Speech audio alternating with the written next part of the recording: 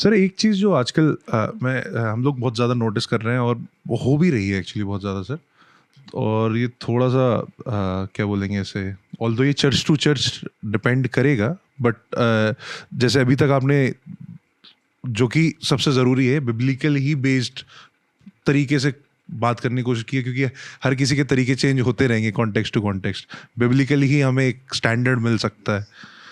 तो सर उसी तरीके से एक एक जो चीज़ आजकल बहुत ज़्यादा हम लोग देख रहे हैं वो ये हो रहा है कि किसी कोई नॉर्मली है, इसलिए मैं बस नाम ले ले रहा हूँ, क्योंकि कोई लोग मेन लाइन चर्चेज में हैं बट उन्हें कुछ अच्छा नहीं लग रहा है, या कुछ भी बतेरो रीजंस हो सकते हैं, या उन्हें टाइमिंग्स या खुदा जाने क्या कुछ भी कारण हो सकता है कि मज़ा नहीं आ रहा है, जब जो भी मज़े का पॉइंट हो पता नहीं, तो वो किसी और चर्च में जाने लगे हैं और वो किसी और चर्च को अटेंड करने लगे हैं।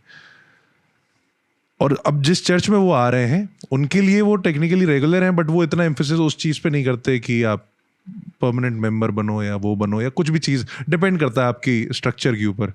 पर अब वो एक चीज़, वो दो चर्चों के पास्टर्स और दो चर्चों के बीच एक वो चीज़ पैदा कर रही है कि ऑल्दो वो अपनी मर्जी से आया होगा या जो भी रीज़न हो सकता है, भेड़ चुराई जा रही है, पर हाँ नाम वही आ जाएगा कि नहीं भेड़ चुराई गई है। तो उस चीज को दो कलीसियाएं या दो चर्च गवर्नमेंट्स, दो चर्च के लीडर्स कैसे उस चीज को नेविगेट करें कि वो हमारे यहाँ आ गए हैं, हमारे यहाँ लगातार अटेंड भी कर रहे हैं, तो जिसके अटेंड कर रहे हैं वो कैसे उस चीज़ को डील करे, क्योंकि उसे ये पता है कि असल में रिस्पॉन्सिबिलिटी के सेंस में तो ये अभी भी किसी और के अंडर आ रहे हैं, और ये एक कॉन्फ्लिक्ट पैदा करेगा। और साथ ही साथ में वो लोग जा रहे हैं वो भी इसलिए नहीं बोल रहे हैं, हम जा रहे हैं तो जा रहे हैं, मेंबरशिप तो अल्टीमेटली यहीं आना है, या वो या उल्टा भी हो सकता है, उल्टा भी हो सकता है। तो कैसे सर ये चीज़ कैसे डील करी जाए और वो वाले सिर्फ एक धब्बा ना लगाया जाए कि नहीं भेड़ चुराना नहीं, जबकि और भी रीजंस हो सकते हैं सर इसके।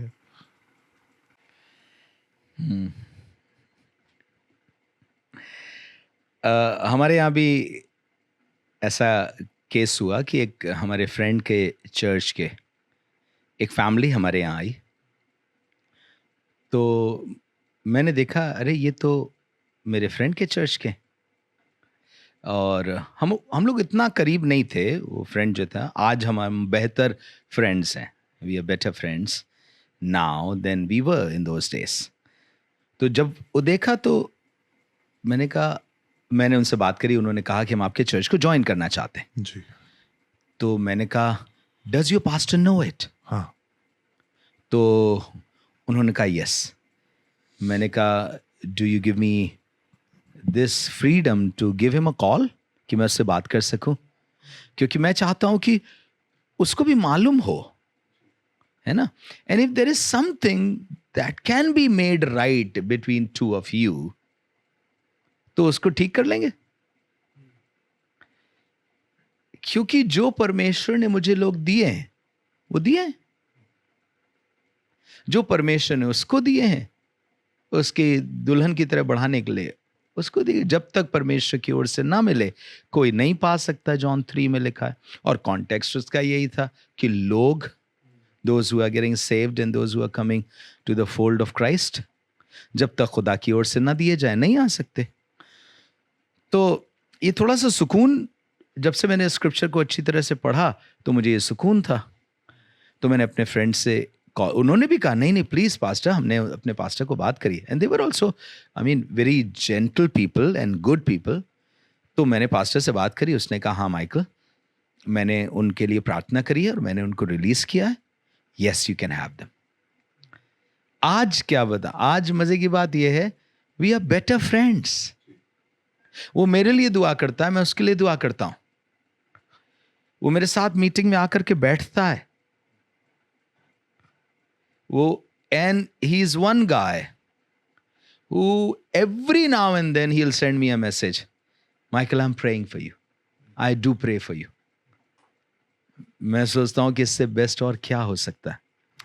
और मैंने एक जगह पढ़ा था ड्यूट्रॉनमी में, तो आई थिंक ये लिखा तो बैल वगैरह के लिए गया है, लेकिन जैसे 1 कोरिन्थियंस 9 बताता है क्या परमेश्वर बैलों की चिंता करता है, या हमारे विषय में कहता है हमारे विषय में, तो यहाँ का बैल और भी गाय भेड़ भी कुछ हमारी ही ओर इशारा कर रही है।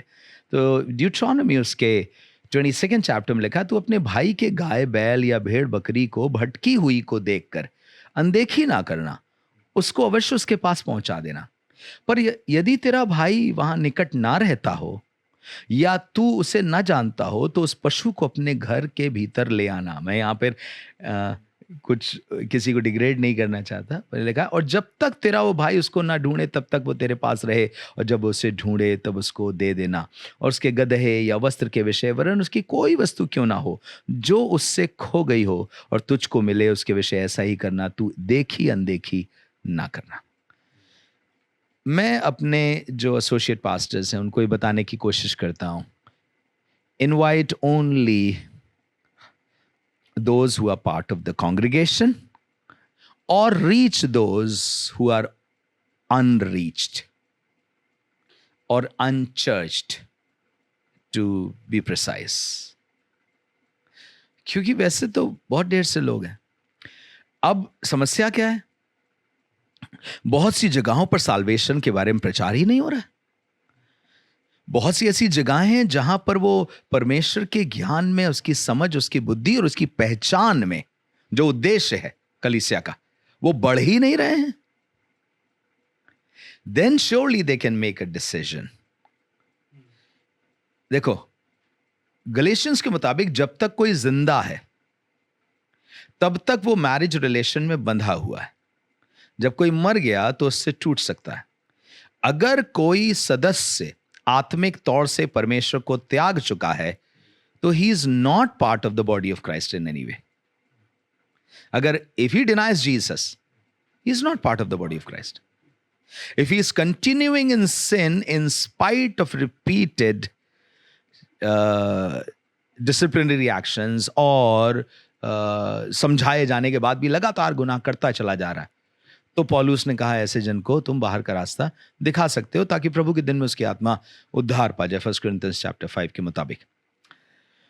तो मैं सोचता हूं कि अगर कोई ऐसा जन है जो उद्धार नहीं पाया हुआ है, वो कहीं का भी हो, उसको उद्धार की आवश्यकता है और किसी भी जगह परमेश्वर ने उसके उद्धार का ठिकाना ठहरा रखा है तो वहां उसे जाना चाहिए, वहां पर ग्रो कर सके वो।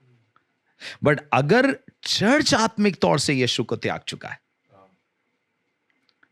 तो वो भी रिश्ता टूट जाता है। Because of the death of any of the partner वो रिश्ता टूटता है। या तो इसने यीशु को डिनाई किया या चर्च ने ही यीशु को त्याग दिया, सिर्फ एक सोशल क्लब बन के रह गया है। Then this person has all the right to look for a place where he can grow in the image of Jesus Christ. बार बार image of Jesus Christ focus कर रहा हूं क्योंकि ये हमारा असली ध्येय है।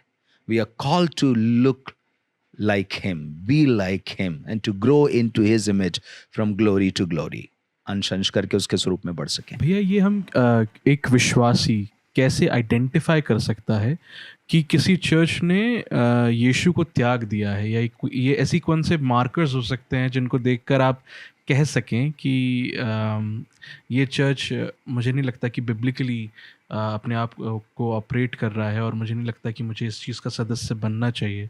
कैसे आप आइडेंटिफाई कर सकते हैं कि एक चर्च हेल्दी है या नहीं है? हेल्दी चर्च, बिल्कुल उसकी बात कर सकते हैं, क्योंकि कोई चर्च परफेक्ट स्टेट में नहीं है and we all are growing. So किसी भी चर्च को सिर्फ एक कोई चीज दिखा करके हम वो नहीं कर सकते। Maybe the Lord is dealing with them to come out of that situation and other things are good, है ना। So because all of us are in imperfect state, but जो intention है चर्च लीडरशिप की और जिस दिशा में church जा रहा है वो जरूर समझना चाहिए कि where is the church heading to? Is the church heading towards to be like Jesus? To be in his will? Is the church heading towards fulfilling Great Commission? क्या Great Commission उसका कोई हिस्सा है भी या नहीं है? चर्च किस लिए एग्जिस्ट कर रहा है? उसका एक पर्पस है, पर्पस है कि जो लोग हैं वो परमेश्वर के पुत्र की पहचान में एक हो जाएं, वो ज्ञान समझ बुद्धि परमेश्वर के वचन को ऐसा समझें कि बयार से इधर उधर उछाले ना जा सकें, मैच्योर हो सकें, और ये लोग मैच्योर जो हो रहे हैं इनके द्वारा उद्धार का काम बाहर किया जाए, सुसमाचार सुनाया जा सके, to do the work of ministry. ये चर्च का पर्पस है। अगर चर्च के लोग यीशु मसीह में ग्रो नहीं कर रहे हैं और मैच्योर लोग बाहर निकल करके सेवा नहीं कर रहे हैं, तो चर्च अपने उद्देश्य को ही भूल गया है। फिर से कह रहा हूं, सिर्फ एक सोशल क्लब की तरह बन गया है। तो some of these markers, I think this could be one of the marker. Is the church growing? क्योंकि इफिशियन 4:11 से आगे में लिखा है the church grows itself in love, है ना। फिर मैच्योरिटी की तरफ चर्च जाता है। Hebrews chapter 5 में कह रहा है समय के मुताबिक तुम्हें ज्ञानी हो जाना चाहिए, गुरु हो जाना चाहिए, पर तुम अभी तक मसीह यीशु की आदि शिक्षा की बातों पे you are not able to understand. मैं बताना मांगता हूँ the high priesthood of Jesus Christ की, कैसे वो हाई प्रीस्ट है, तुम उसको नहीं समझ पा रहे क्योंकि अभी तक तुम बेसिक चीज़ों में हो। तो ये सब कुछ मार्कर हैं कि चर्च ग्रो कर रहा है कि नहीं कर रहा है, उसके लोग ग्रो कर रहे हैं कि नहीं कर रहे हैं। जब मैं ग्रो की बात कर रहा हूँ तो मैं सिर्फ अन्य भाषा बोलने की बात नहीं कर रहा हूं। मैं ग्रो की बात कर रहा हूं तो सिर्फ जब मैं ग्रो की बात कर रहा हूं तो सिर्फ ये ग्रो की बात नहीं कर रहा हूं कि नंबर्स बढ़ रहे हैं कि नहीं बढ़ रहे हैं, पर ये भी बात कर रहा हूं कि इमेज यीशु मसीह की फॉर्म हो रही है कि नहीं हो रही है, वो बेहतर हो रहे हैं कि नहीं हो रहे हैं। बिल्कुल भैया।